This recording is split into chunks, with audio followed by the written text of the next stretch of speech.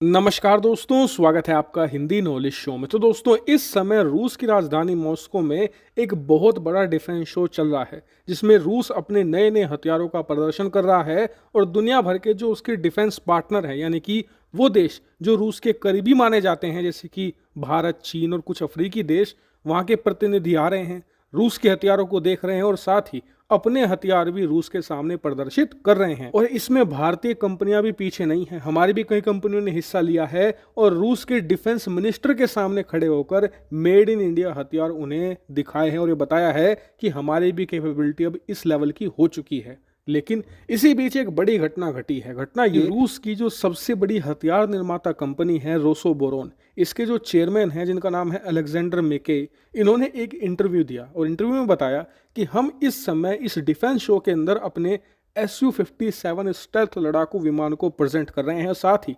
Su-75 को भी दुनिया के सामने प्रदर्शित कर रहे हैं। और इस समय हमारे जो कई की पार्टनर्स हैं, जो हमारे सबसे भरोसेमंद दोस्त हैं, उनके साथ हम बातचीत कर रहे हैं Su-57 और Su-75 की खरीद को लेकर। साथ ही हमारी बातचीत इस लेवल पर भी हो रही है कि कैसे रूस के बाहर जो बाकी के देश हैं, जो हमारे बहुत ही क्लोज माने जाते हैं, हम वहाँ पर इसे कैसे मैन्युफैक्चर कर सकते हैं, वहाँ पर इसकी असेंबली लाइन कैसे शिफ्ट कर सकते हैं। इतना ही नहीं, हम कई देशों के साथ ये भी बातचीत कर रहे हैं कि हम उनके साथ Su-57 और 75 की कोलैबोरेशन भी कर सकते हैं, यानी कि मिलकर उनके साथ बना सकते हैं।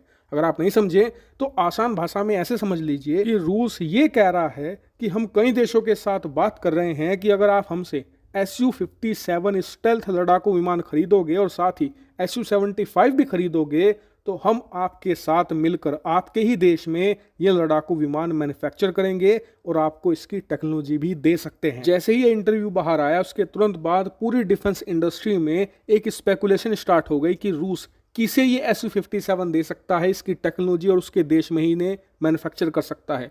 कौन हो सकते हैं वो चुनिंदा देश? तो फिलहाल इस कैटेगरी में 3 ही देश बताए जा रहे हैं। पहला है भारत, दूसरा है चीन और तीसरा है ईरान, क्योंकि ये 3 देश ही इस समय ऐसे हैं जो रूस के इतने ज़्यादा क्लोज हैं कि रूस उन्हें Su-57 दे सकता है, Su-75 स्टेल्थ लड़ाकू विमान दे सकता है, इनकी टेक्नोलॉजी शेयर भी कर सकता है। क्योंकि इन तीनों देशों के अलावा दुनिया में कोई और ऐसा देश है ही नहीं जो एक 5वीं पीढ़ी के स्टेल्थ लड़ाकू विमान को हैंडल कर सके, क्योंकि इनका खर्चा बहुत होता है, इन्हें संभालना, इनका रख रखाव बहुत ही ज़्यादा मुश्किल होता है। ओवरऑल ये प्लेन भी बहुत ज़्यादा महंगा होता है, हर कोई इसे अफोर्ड नहीं कर सकता। अब आपका सवाल होगा कि चीन ईरान को एक साइड करते हैं, बात करते हैं भारत पर, कि क्या वाकई में ही भारत बातचीत कर रहा है रूस के साथ Su-57 और 75 की खरीद को लेकर? तो देखिए, आपको याद होगा कि 2022 में रूस ने जब Su-75 को अनवील किया था दुनिया के सामने, तो भारत में बहुत बज़ था। भारत के तमाम डिफेंस एक्सपर्ट कह रहे थे कि भारत तो Su-75 कुछ ही महीनों में खरीद लेगा,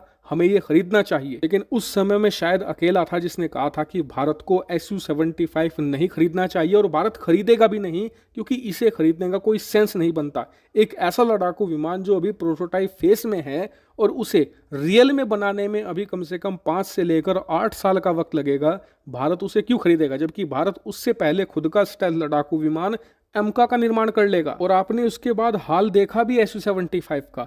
एक बार इसे दुनिया के सामने अनवील करने के बाद आज तक 1 रुपए की भी प्रोग्रेस रूस ने Su-75 पर नहीं की है। और अब तो रूस यूक्रेन युद्ध की वजह से ये प्रोजेक्ट इतना डिले हो चुका है कि अगर सबसे तेजी से भी रूस इस पर काम करे ना, तब भी ये 2030 से पहले तो बिल्कुल नहीं बनने वाला।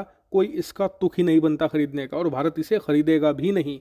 बात करें Su-57 की, तो उसका भी कोई चांस नहीं है। कारण ये कि रूस आज तक इसे एक प्रॉपर स्टेल्थ लड़ाकू विमान नहीं बना पाया है।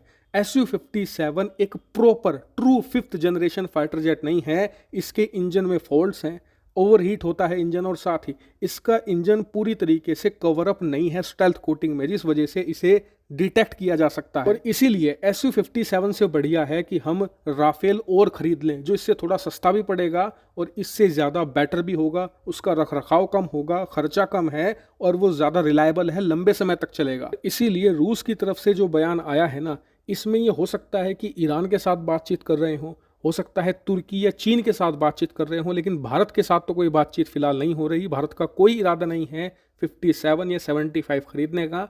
हम अपने एमका पर ही फुल फोकस के साथ काम कर रहे हैं और हमें ऐसा करना भी चाहिए। हालांकि इस पर आपका ओपिनियन अलग हो सकता है, कमेंट करके जरूर बताएगा। फिलहाल इस वीडियो में इतना ही। Thank you very much for watching.